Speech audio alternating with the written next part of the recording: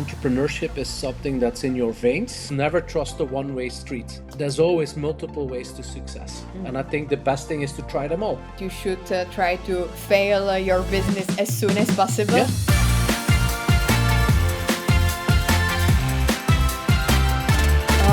So hello and welcome to Your Brand, Your Business, the show where we dive into stories and strategies behind building a successful and profitable brand.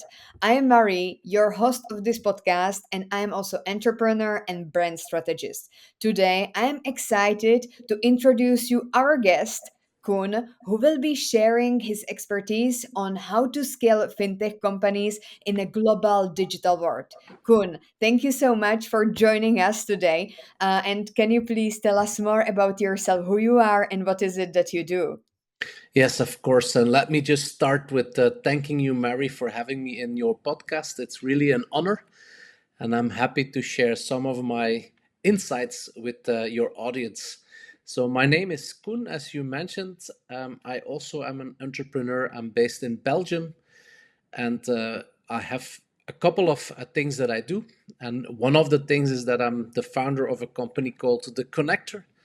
And as the word says itself, we basically connect the financial world with each other. So the buyers and the sellers, the financial institutions with the fintechs, or with technology. That's part of what we do. The other part is I also run another company called Finance X Magazine. So we have a monthly magazine around fintech, which is a collaborative magazine. So I'm happy to explain you later what that means. And somewhere in the middle, I also run my own podcast, which is the Connector podcast, which hosts a lot of stories from fintechs across the world, and very often recorded live at conferences that we participate. Mm-hmm. Thank you so much. This is really impressive what you do around the fintech. And you started to talk about the magazine. So I am now really curious. So what is Collective Magazine and how does it work? How can I be part of this? Well, the easy one is for everyone, and also for the listeners, is to basically read the magazine. So it's a digital magazine. It comes out every month. It's called Finance X Magazine. So if you go financexmagazine.com, you end up on the site, or you go jointheconnector.com and you click on Finance X. The whole idea about the magazine was to find a way to bring more latest news to the market. And when I started it, or the idea started, which was the end of 2023, a lot of people looked at me like, you're crazy, because why the hell would you like to start a magazine in this day and age, whereas there's so many overflow of information available on the internet. Mm-hmm. And I think that was exactly the reason that I thought it would make sense to create a magazine, because people like to have some information very structurally combined. And that's really what we try to do. So we run it 10 times a year, and every month it has a different theme. So for example, the first one of the year was around wealth tech, so wealth management. And now the next edition coming out end of February will be about insurtech. So it's something completely different, but we also cover payments, technologies, sustainability, all like the themes that are very into the market. Mm-hmm. And you said that you are from Belgium originally. Is this magazine for the global audience? Is it in English or? Oh, absolutely in English. I personally believe that the world we live in, it's one big world. So I find it very difficult that some companies have a sort of regional approach. I think today, especially if you're in the fintech industry, the world has become very global. Mm. It's very hard actually for a lot of fintechs to even survive in a more localized world. You need to think global. So the magazine is also global. And as I said, it's a collaborative magazine. So how does it work is we define the theme. And what happens is that a lot of fintech associations or communities are participating to provide input on that specific topic. Today, we have already plus 30 different partners, and we only ask one thing, and that's whenever they bring content to the magazine, that they also distribute the magazine. Mhm. So content is king, distribution is queen, she wears the pants. So that's why now today I can legitimately say that the magazine goes to more than 10,000 people because it has a large distribution and it's still growing every day. Mhm. That's a really interesting, and congratulations for this success. Oh, And you're this is welcome. also this is also where all of the brands are usually starting. That people just think that you are crazy, and then you just make it work somehow and with the proper strategy. But can you tell us more about your journey to fintech? Because fintech Mhm. is quite also recent. I have to say that maybe I started to hear about fintech like. Around COVID times. So, like, how did you Ooh. land in fintech? Oh, so let me give you some history lessons in fintech. Yes. No, just joking. You asked first of all to give a little bit of my own journey. So for me, I ended up into the banking industry, worked for a financial market infrastructure for about 15 years. So very global, banks for banks, Euroclear. And then I did some other stuff. I was also a general manager for a Belgian bank. Went back to Euroclear and then I started scaling. And for me, this is where my journey started. But maybe before I speak about my journey, I'll just go back and give my version on fintech. I actually think that fintech literally was born after the crisis in 2008. And it was a very obvious moment that fintech was born because we were in a financial industry that basically was ongoing for a long time, but it never really find the urge to sort of improve and to become better towards their customers.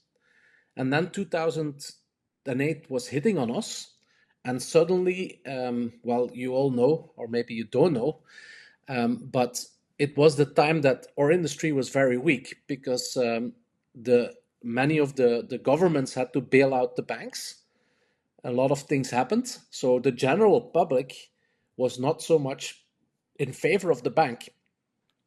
At that time, when I was going to a bar and I said I was working for a bank, they would not give me a beer Oh, because they would point at me, hey, you banker, it's your mistake, it's your problem, you have caused the crisis. Obviously, the world is never black and white, the world is always gray. So especially in Belgium, not having a beer is painful, painful, very yes. painful, very, very painful. Um, no, but all joking aside, this was the moment where a lot of entrepreneurs were already in the industry. Well, think about e-commerce was a hot thing at that time. So why would those entrepreneurs not actually start doing something in the banking industry because it's a highly lucrative business? And why not tackle them when the trust levels were the weakest? So that's what we saw at that time. There were companies that were emerged and they said they would actually replace the bank. And what they did in reality, they took sort of parts of what the bank value chain is and they really made that a lot better. Mm. Now, in the beginning, the bank was very concerned about this because they had two things to be concerned about. The regulator was putting them to a lot of regulations because it was the regulator that stood up and said 2008 will never happen again. And we were going to make sure that this will never happen again. And that's by regulation. So they were actually trying to survive and to recover. And at the same time, they had these annoying fintechs that were claiming that they would actually destroy them and would take all the clients. Mm.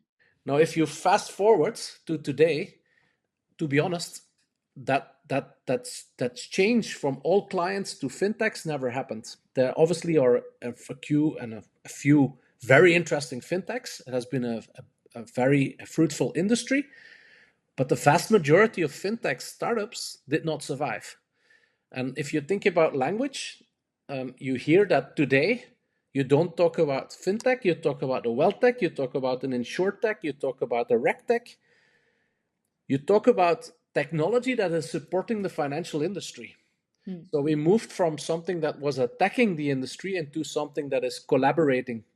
And that's where we stand today, that the equilibrium between financial institutions and technology has been sort of normalized.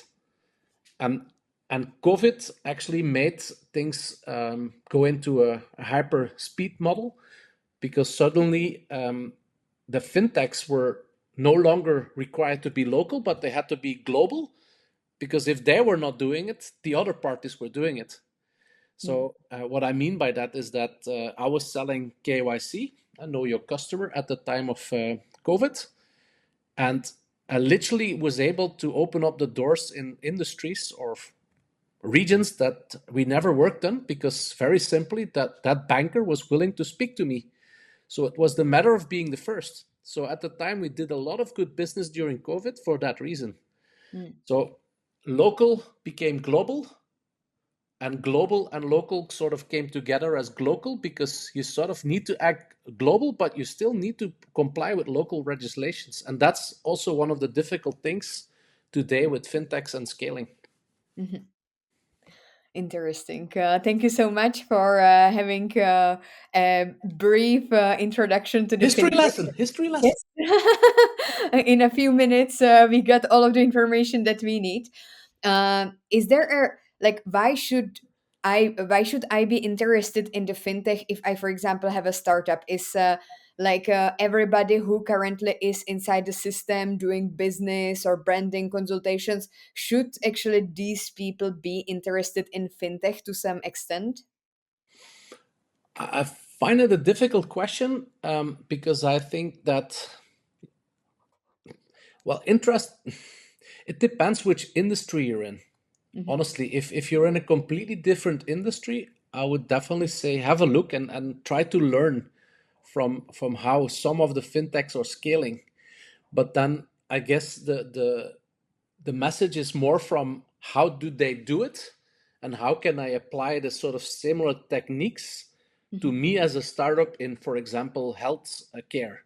Hmm. Because there has been a lot of overspill from the regtech area, regulatory technology, because frankly, this was more apparent first in the financial industry, but definitely had a spillover into other regulated environments such as healthcare, but also governments and stuff. Hmm. So, but if you're really in something completely different, I'm not sure if rec or fintech should be your number one place to go and actually learn like the new techniques. I would rather go into growth hack communities, for example, but that's my bet. Hmm. Yeah, the main reason why I ask, because how you mentioned the local becomes the global, but then there are the regulations that needs to apply on the local perspective. I have in mind mainly Bitcoin and also blockchain. So Hmm.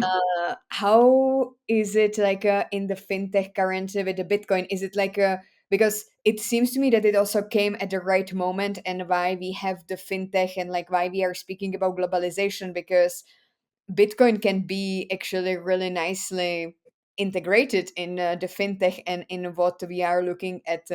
Maybe we can call it new world or new financial system or something like this. Well, I guess the new word for that is called DeFi, the decentralized finance. Mhm. Um, Now, I have my own theory about Bitcoin, and I told you about 2008. But sometimes when I do keynotes about fintech, I start my sort of presentation with a nice quote which dates back from 1983. And these are the cyberpunks that were active in the valleys of Silicon Valley. And they already made a sort of a white paper about how new money should look like and how money should be decentralized. And if you think back about the financial industry being on its weakest point, that's where you attack, right? That's where you build up your company. So maybe Bitcoin, by coincidence, was also invented or brought to the market in 2008. So it could also be an extremely nice marketing stunt to bring that into the business when the financial industry was at its weakest. Mm. There is a lot of like glimmer and shine around Bitcoin, the fact that Satoshi has never been found and stuff like that. So it could also be a nice marketing gimmick that it was started at exactly that time. Now, I guess the bridge that you're making between Bitcoins and fintech, it's a large bridge because Bitcoin as is an alternative currency. It's something where there's a heavily traded upon, and it has a large overspill that is not only Bitcoin but has a lot of cryptocurrencies as well. Now, if you look at from a financial point of view or financial industry point of view, it's a currency, it's an instrument. But I would think what is more interesting is actually the idea of blockchain and the fact of decentralization, which brings up a lot of technology advantages to solve some of the modern problems. And think about self-sovereignty, like the fact that you own your own identity on the internet. And that's, if you look at DLT, then DLT is an interesting technology that can solve or can help to accommodate to overcome this problem statement. Mhm. Can you maybe elaborate more on the sovereignty and self-sovereignty of owning your own identity to our audience who might not know about this new technology that like Web3 and these things that we are speaking more about owning than like Yeah, actually. yeah, yeah. Mhm.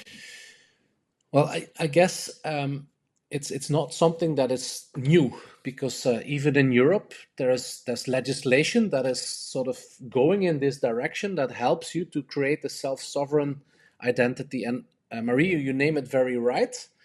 It's the fact that you have the rights and the ownership of your own identity. And that also means that you have the right to share some of the information that you leave as an audit trail while, for example, surfing the internet. The idea that cookies will disappear, it's part of this sort of next step. And some call that the Web3, others call Web3 the more interactive part with specific avatars and worlds. I think Web3 is probably more the first thing that I explain, which is happening. And the idea is that you are the owner, so you also share to others that they can do stuff, which doesn't mean that you cannot give information sometimes. And I give you an example. It's a bit of a strange example, but I was in Las Vegas last week, and they're still all smoking in the casinos. But they do have a law that you cannot get cigarettes before 18 years old. So an old way of doing this would be that they ask for my passport. And when they look at my passport, they see that I'm obviously older than 18 years old. But at the same time, they see that I'm from Belgium. They see my first name, my last name. They see a lot of information. In a self-sovereign world, this could be that I just say and officially acknowledge I am above 18 years old. And that's the sort of information that I legitimately can give to the casino for selling cigarettes to me. So that's a bit of the notion around this. Um, it also comes with latest technology. Think about um, what is it again? It's confidential computing. That's the one I'm looking for. So the notion that you can start comparing data sources with each other without jeopardizing the privacy in those data sources. A lot of new technologies that sort of make that all possible. Mhm. Really interesting. I really liked what you said about data and about Web3. I actually didn't expect that we will dive into these topics during this podcast, but definitely it's relevant, especially like also I'm looking at the branding because like there are a lots of startups, e-commerce, a lots of people, they have their own website.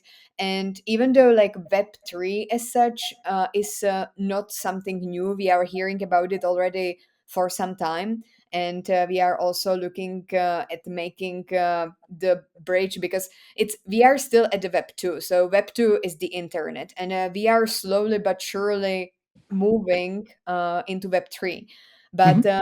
my question here is, for example, like if I have my own brand, like you have your own business, the connector, how can I be progressive and get myself out there on web 3 and already start this new way of living and managing my business in the self-sovereign way? Mhm, mhm. Like practical stuff. How what can I do tomorrow to already set myself like one of the first on Web3, for example? Yeah. Well, I guess my advice would be sit and wait. No, no. To be honest, to a certain extent, yes. I think there is a certain hype around Web3. So I think you need to look at it from a way, how does it actually serve my business? And Mhm. I think that's a very important question to ask yourself as an entrepreneur. There's a lot of things out there, but which one do I pick, and how do I get my next step into my next level and my objective of success? How can I get my mission statement moving on? Mhm. And I've seen some brilliant examples in Web3, and examples that we typically don't think about. But for example, sports brands have been testing, for example, new sneakers into Web3 to find out which one were more successful. And they only brought out those that were successful in the market. So, whereas an old way of thinking, this would have cost a lot of money because they had literally had to produce these sneakers, and then only then they could do a market research. Now they get a lot easier market research from a set of people using a Web3 environment. Mm. It's a specific type of people, I would say. Not everyone is in that avatar world, but if that's your user group, if that's a representative user group, yeah, then you can do a lot of nice stuff by doing this. Mm. On the other hand, I've heard some very interesting situations also, because Web3, very often we talk about NFTs, non-fundable traded fund, non-fungible traded Token. tokens. Thank you. Ah, you see, it's getting late in the evening. I'm still Yes. jet lagged.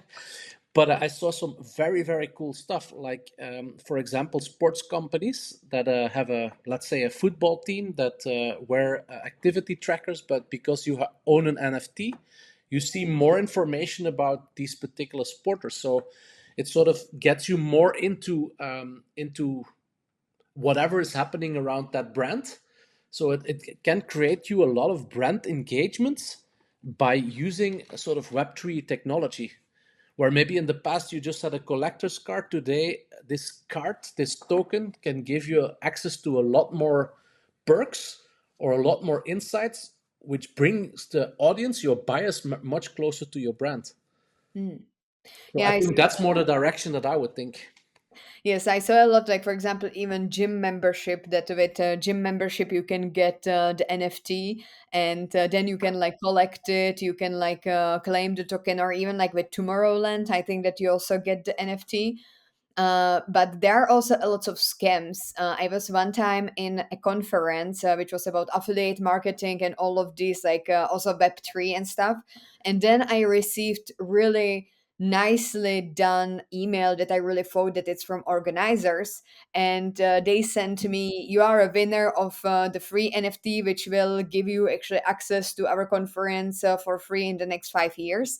And when you actually clicked on claim, it brought you to your, for example, Coinbase application, where if you would give the access to it, it would just get out all of your crypto if you own some.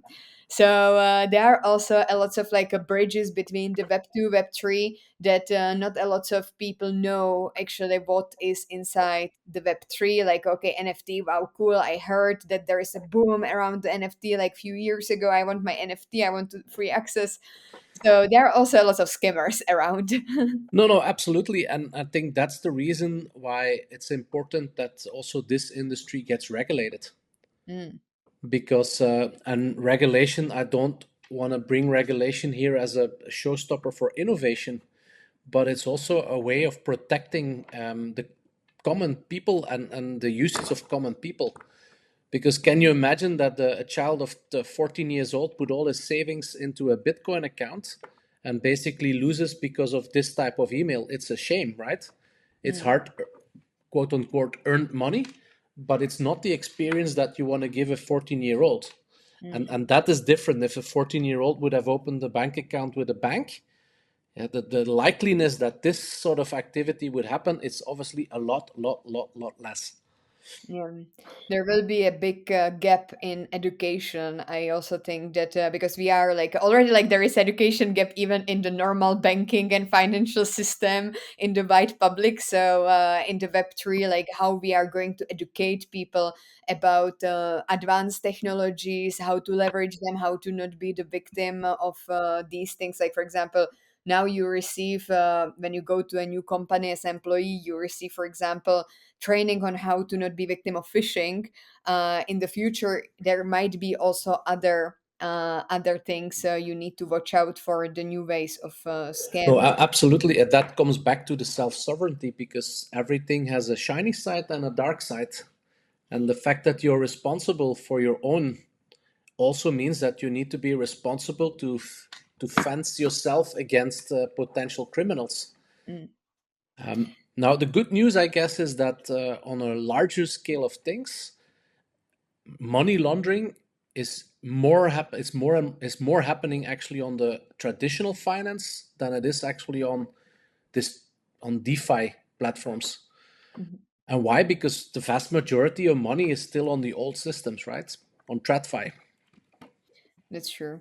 Do you think that we will ever that we will ever move from the traditional system to DeFi? That we will actually have majority in DeFi than in traditional system? Well, again, that's what you put as a definition of DeFi. There's a large thing ongoing with central bank digital currencies. So where this sort of system is being managed and created by central banks. Mhm. Why not? Although there's a lot of discussion on where is exactly the use case, because today I think that we as users, what we really want is convenient, to be convenient. And frankly, if I can pay with my own Apple wallet or I can tap with my card, there's a lot of convenience already in place. So why am I looking for a new way of paying, making my payments? Mm. That is a bit of, I guess, the discussion today. I don't know where that will go to.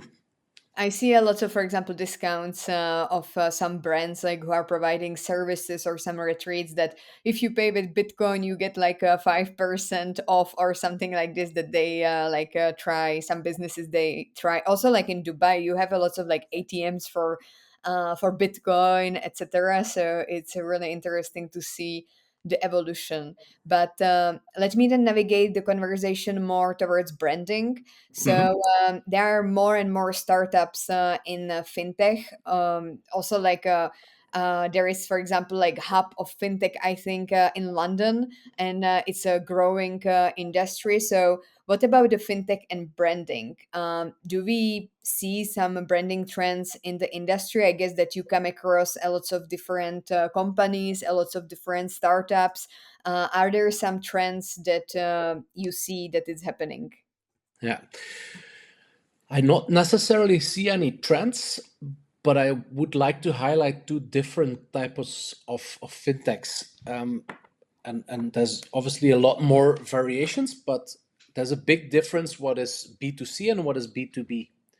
And I think probably when you look at B2C, you actually make your brand known and you make it appealable, or make it, can I use the word sexy for for your buyers, for your customers?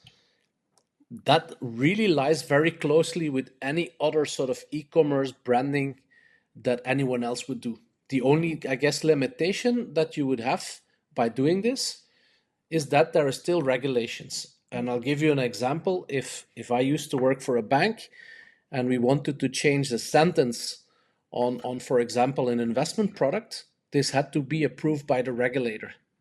So what does that mean? I cannot, like a booking.com, have 800 different landing pages. Mm, So I'm a little bit constrained about how I can provide my branding experience, or how can I personalize the experience. However, if you look at B2B, I think that branding is very often underestimated. Because in fintech, what you see is a lot of fintech startups, they become very successful in their own region. And they're very successful because they bank upon the network that they already built before they started the company. And that's in my case, as I look back into the connector, and we scaled about 30 different clients already in the last 2 years. That was really a common thing that my clients were world famous in the area they come from, but unknown in the area they need to scale. Mm. And then it's a bit like, okay, we did it in our own region, so we can easy copy and paste it somewhere else. But they forget that you need to have built a trust relationship with your future buyer. And that's why we as the connector, we spend an awful lot of time helping to do branding for our clients. Mm. Because we want the companies and the people to know there is a new solution in the market that is a viable solution for what they actually are trying to solve. So yes, it's awareness, but it's also a lot of consideration and put that together. Mhm. So brand is underestimated. Mm. Absolutely. Nice. I really like what you said, that it's underestimated. And can you tell us more about how do you help the clients? Like you said that you helped 30 clients to scale up. So how you help them with branding? What are really the initial steps? Like if I'm a brand in fintech and I want to scale up, I have a really amazing idea, but I don't know where to start. So what are the steps that you guide me through? Yeah, the levers that we have or that we use are not, for example, the ones that you could do yourself, which again I think is underestimated. It's how you actually position the visual identity of your brand. Because very often, and there is nothing wrong with being a geek, because I think I consider myself being also a bit geeky sometimes. But a lot of the technology providers are very geeky, and therefore they're not necessarily appealing on the level of the brand. I.e., that translates into a poor website, no strong call to actions, not clear definition of what they actually do. So I think that's already a quick win.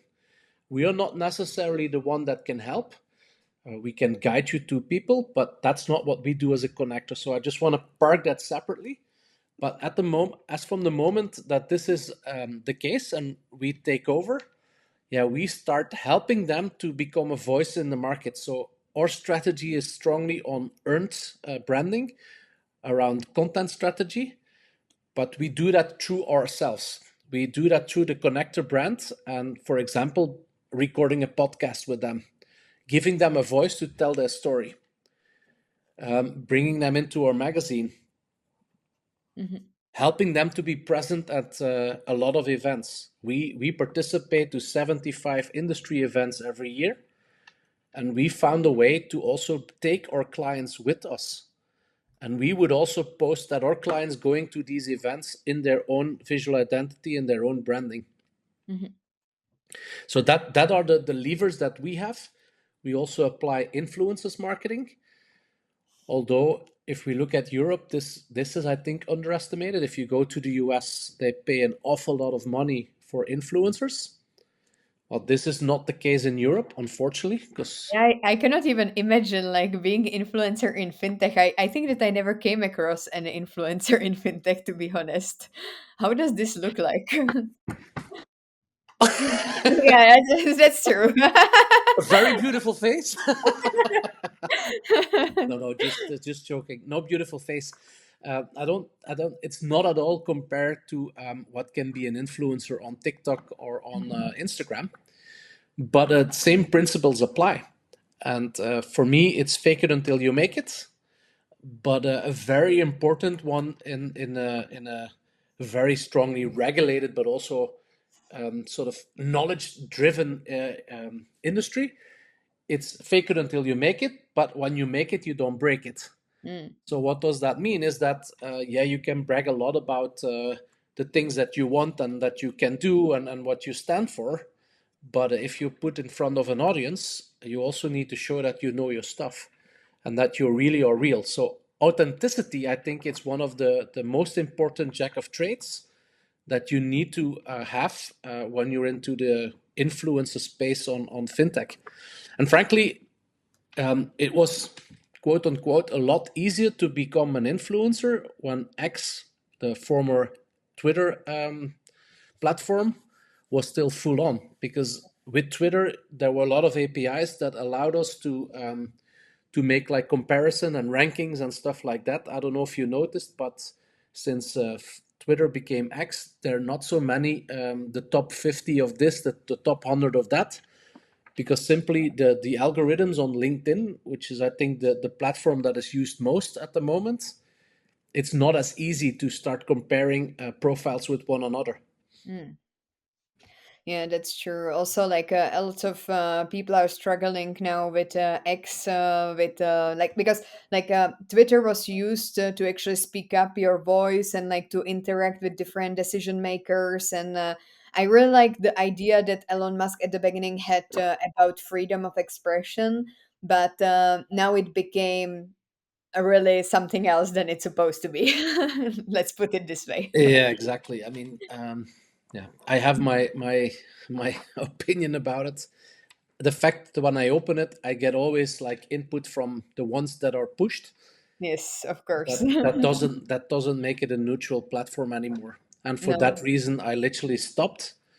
And when I stopped, I had more than almost close to 30,000 followers. Mm, So it was a heavy decision to stop because it was definitely a way for expressing who I was and what I stand for. But then I mm, didn't think it make any more sense. And then it came for the reason being authentic. I was like, if this is the platform, how can I show the world that I'm authentic?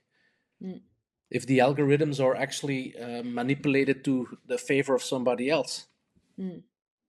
This is very interesting because like when we just I just popped the idea into my head, like we were speaking about decentralization of the financial system, but when as an influencer you select a platform, you are starting to be dependent on that platform future as well. This is also something that is happening with, for example, TikTok currently. So first it happened with Mhm. former Twitter X. Now it's happening with the TikTok. So how can we I am also interested here in your experience, so like how somebody can get the switch from one platform to another when you have a big follower base in uh, in that account, and then you need to switch also to help maybe the former TikTokers here. Yeah, I guess. Well, back in the days when I have been the RegTech influencer number one for almost a year and a half worldwide. And frankly, why was that? Because no, I was, and I am still very passionate about the subject, but I also knew how to play the algorithms. So if you're a little bit smart, also on any other platform, there's a lot of ways to have the algorithms work in your favor. And I'm not saying you do anything wrong, you just know how they react. Like, for example, still today on LinkedIn, if you put your own face on a post, the algorithm will pick it up and will boost it in on your friends' walls. So there's stupid things, but if you apply all these things, then you get a better pickup. Fake it until you make it, but when you make it, you don't break it. So what I thought is that if I'm an influencer now, there is an expiration date, and that expiration date is actually very quick. So what I did at the time, I thought, how can I diversify me as a voice into the industry? So that's what I wrote a couple of books, because the books had a different stream of providing me as a brand into the market. Mm, So I guess as anyone else, it's about diversification and making sure that you're not depending on one brand. mm, Sorry, on one platform. It's about you. It's about your own brand, and if you can sort of make that bigger than the platform, yeah, that's the trick. mm. Not easy, but that's the trick. So you would recommend mainly to go with your own products, like your own book, your own digital products, your own stuff, like to also have maybe your email list. This I'm still like with email list. I'm a bit like skeptical because for me it's a bit obsolete way of doing things Hmm. because I myself like unsubscribing from all, to be honest. But on the other hand, the email list is your own. You don't need to be dependent on any platform. So, Yeah, true. But I guess the topic you actually talk about is that the people are backing up from push. mm, as long as you stay pull, then it makes sense. So my advice would be try to find out ways how you can be in a pull situation, meaning that anyone in the industry can come to you whenever they feel that's needed. Mm, And if that's the case, you need to be found very easily. And I think that's why I liked the Twitter in the past, and I still like LinkedIn, because they have bloody good algorithms to bring you on top of the pile when it comes to a Google search. You mm, really have to spend a lot of SEO dollars to get above your Twitter account, for example. Still mm, today, although I'm not using it, it still sort of pops up. mm, So diversification is king again. If you can come into different place, then it's almost inevitable if people search on topics that are very close to your heart, that they one way or another are being confronted with the quote unquote influencer. mm. Can you also tell us more about your books? Because you mentioned that you wrote many books. So, like, can you tell us more about maybe your latest book that people can take a look at, buy, where to buy it? Is it in English? It's always in English, so no worries in that side. No, the first book was 2019, a RegTech Black Book, and then the second edition came out in 2022, and both editions were collaborative books. So I made them, we wrote them together with usually a bunch of 25 different content distributors or contributors better. And the reason why I did that, because I wanted to find a way to get distribution embedded into my book. Because otherwise, you write yourself a book and you only can hope that people find it and people buy it. But if from day one you have already a distribution with 25 content writers, 25 authors that are very proud and happy to be part of that project, you know that 25 people are talking about it and they're sharing it with their friends, mother, grandmother, and everyone else. Mm, So that was the main purpose. Now, the latest one that we wrote was last year around ESG. It's the ESG Green Book. And in this book, we took the stand of immediately from day one having a distribution in all the four continents in the world. So we came together with four main authors, and every four of us, we went back into our own networks and we selected five people that were fitting into the objective of the book, and we brought that all together. Now, personally, I never made a book to sell it on eBay or on any of the platforms, Amazon, because it's not that it's hard, but I don't really see the business model that fits with what we want to achieve. Again, it's very geeky, so it is within a closed community almost that these books have been distributed, and the fact that the authors or the distributors makes the value of the book even higher if you use it for a branding perspective. mm. That's a very nice perspective and very interesting, like how you can leverage a really geeky system for because some people would maybe think about that it's disadvantage, that it's like super narrow niche, etc. But you made it something exclusive, something also collaborative. This is also something that I think not a lot of influencers put as an like it's underestimated. Collaboration is underestimated in the influencer world, and Yes. I like the approach that you are doing. That everything what you are producing as a product is the collaborative effort of many different authors, many different contributors, and so can you maybe tell us how? Because you see a lot of companies that are coming to you as a clients and how they can use the networks that you are providing from the events, from partnering with you in the magazine. So how a startup can leverage networks and collaboration to accelerate growth effectively? What are the tips from the expert like you on collaboration that the startup should make from the day number one when they want to embark on and networking and collaboration? Yeah, first of all, Marie, I like that you call me an expert, but I'm as good as anyone else, to be honest. I think the spirit here is to get collaboration on the table. And I Mm, think as a startup, it's something you can also bring to the table. And you can bring that to the table with a lot more players than you think. If you think fintech, there's an awful lot of fintech associations that do a really good job in helping the community to thrive. So it's a very quick win to become part of that ecosystem and to become an active participant. But this is just one example, but there's many other ways of how you can collaborate. mm, It's by getting to know your neighbor fintech, for example. They might be in a different space, but if both of you are listening to and know what is the need from the other, you might just come across potential. And I think that that's a bit missing, honestly.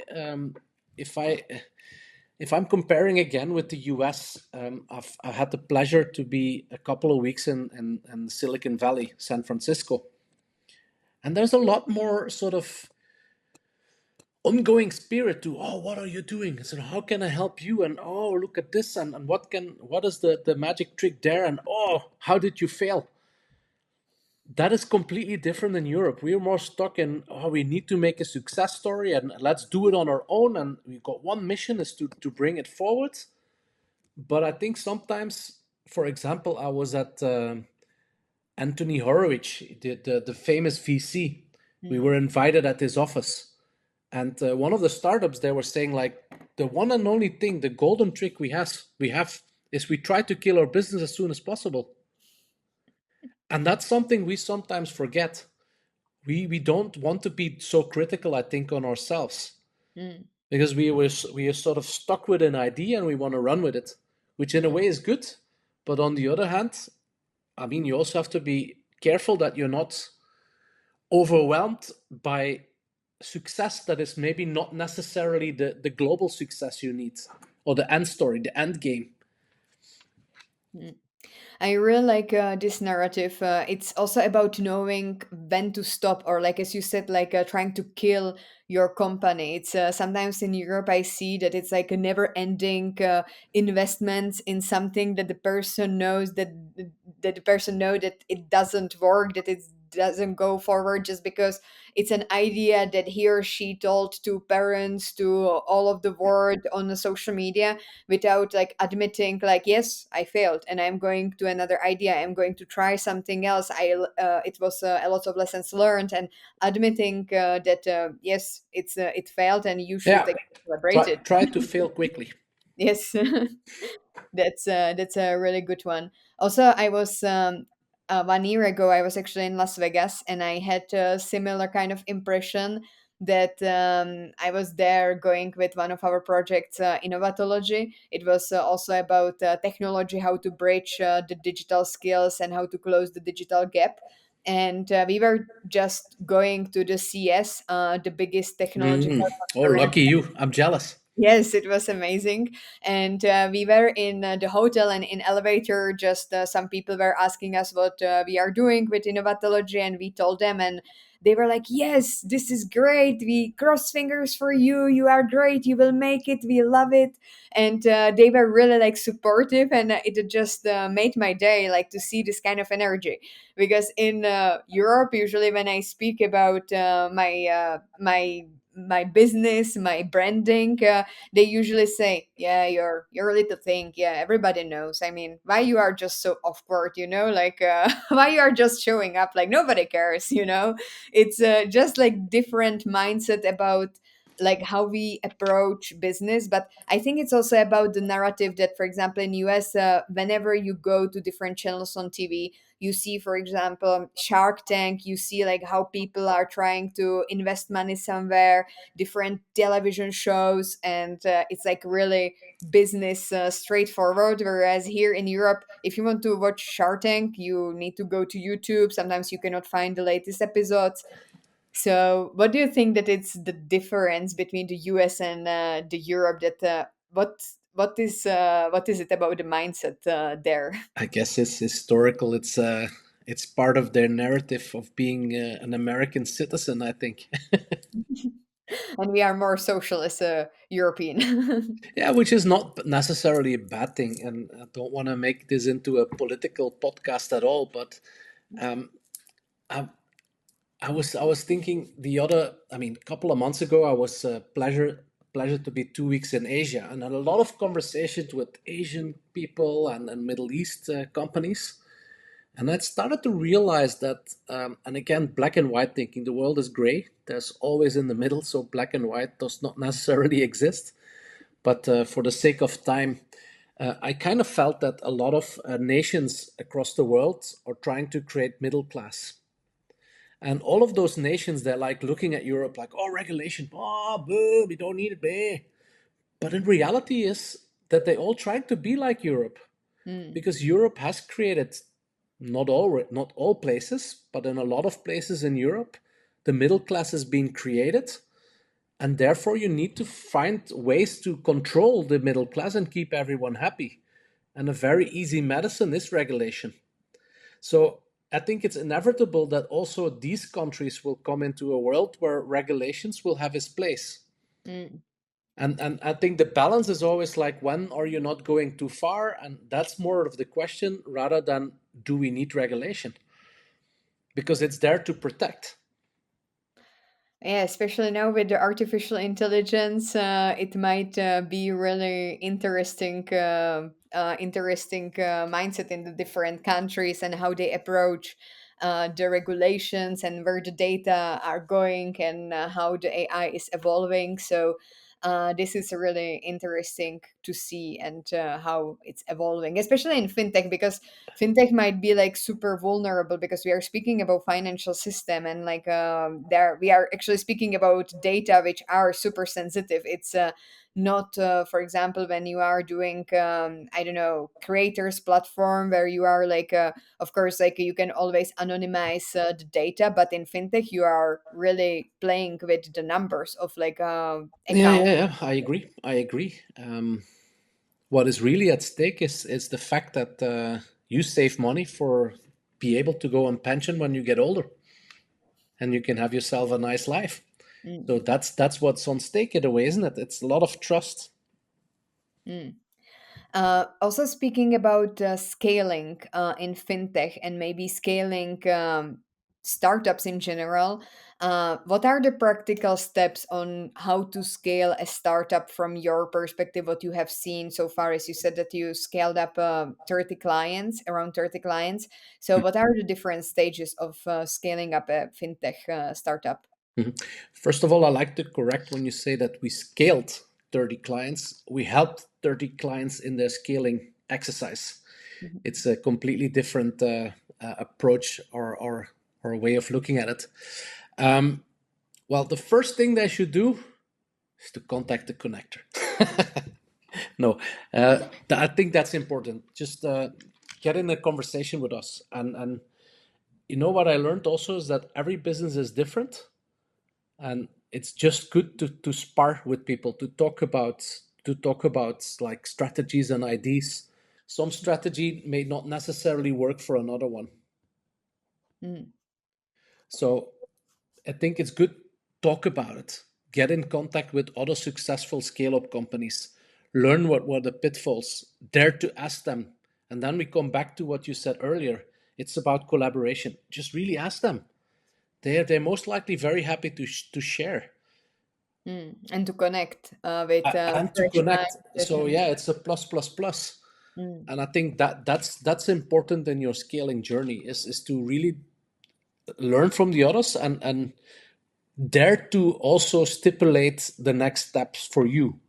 mm, What I personally like a lot is that sort of reverse engineering, that you make the big hairy goal and the dot on the wall, and you sort of look back, what are the steps we need to take in order to get to that point? So how would success look like?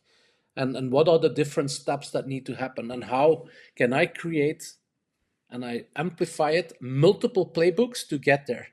mm, Because never trust a one-way street. There's always multiple ways to success. And mm. I think the best thing is to try them all. Yes, I also really like what you said that like if in any industry you are, you can actually just look for some kind of community, some kind of platform for that exact. So, like for example, contact connector if you are from fintech, but if you are in some other in some other subject, you can find the community, the people who are already few stages above you, and you can exchange the ideas with the community. Something what also pop into my mind is a chamber of commerce. So for example, when you are also looking into expanding your startup, you usually want to contact the chamber of commerce of that exact country. To, for example, if you are Belgian startup and you want to expand to London, you first go to the chamber of commerce of Belgium, and you ask them about how to actually expand, for example, your business Absolutely. there. What are the regulations? What do you need? What kind of documents? And now in the globalization, we also have that you can get connected to the communities across the world, which are like people who are actually interested in the same subject as you are, and you can get ahead of other people who are actually working in the same industry in that region where you are. Because as we said, Mhm. like US might be, for example, 2-3 steps ahead. So like if you connect in Or the money, not, or not. yes or not. But the exchanges are really important to have and have the conversation and discussion. Frankly, I think as a summary, Marie, is just to be human again. Is just to dare to have that conversation with one another, that frank and honest conversation. Mm. Yes, exactly. And taking into consideration all of your experiences with Connector and how did you build your brand, the Connector, what would you give yourself as an advice at the beginning of your journey with the Connector? Like when you look now with the knowledge that you have and all of the experiences, and you really look at Koen, who was like really in the first days, first month, first year of the developing the connector, what would you give yourself as an advice? Hmm. Well, it's only 2 years ago, so it's a bit of a tough So question. 1 year ago, what So would you give yourself? the learning curve is still ongoing in a way. Um, I'm not sure if the advice would have come from the journey of the connector, Mhm. but I think I would like to use your question and even pull it back earlier in time, much earlier in time. I'm a 47-year-old bloke, so if I go back very much in time, I may wanted to push myself earlier to become an entrepreneur Mm, because I think that when I see the learning curve that I actually had working in the traditional industry was very steep, and I cannot lie, or I'm super happy because I learned a lot of like basic stuff from the industry, and I probably would not have been able to do what I do now if I did not have those foundations. But when I look back at my own career, maybe I was too long in those foundations. If an entrepreneur is what I wanted to become, I may have had opportunity to do that earlier. mm, And the older you are, or the depend on where you are in your sort of life situation, it can become an advantage to be older, or it can be a disadvantage. And I'm thinking about other obligations that people may have, like paying off a house, family duties, you name it. mm, So sometimes it's good, sometimes it's bad. But I think for me personally, I would have given myself the advice maybe to start a little bit earlier on this journey. mm. And would you started as a side hustle during your employment, or you would just like quit and like go for it full time? Because this is also a bit like discussion around like if to go like full time for the business, or like to have it as a side hustle, see step by step how this will go. Well, I guess depending on what type of business you want to build and how much time you got available. Mm, Because what I've seen too much is entrepreneurs that start with a side hustle but actually don't have the means and the times to put into it. And mm, then at that moment in time, you can almost expect the business to fail. mm, And that's also not good, right? Because then you do spend time, you build a dream, and the dream doesn't realize. So I guess the trick is to really balance out what type of effort you need to be able to give to what type of dream that you have. mm, And a side hustle can be totally fine if if the ambition that you have is also within reason.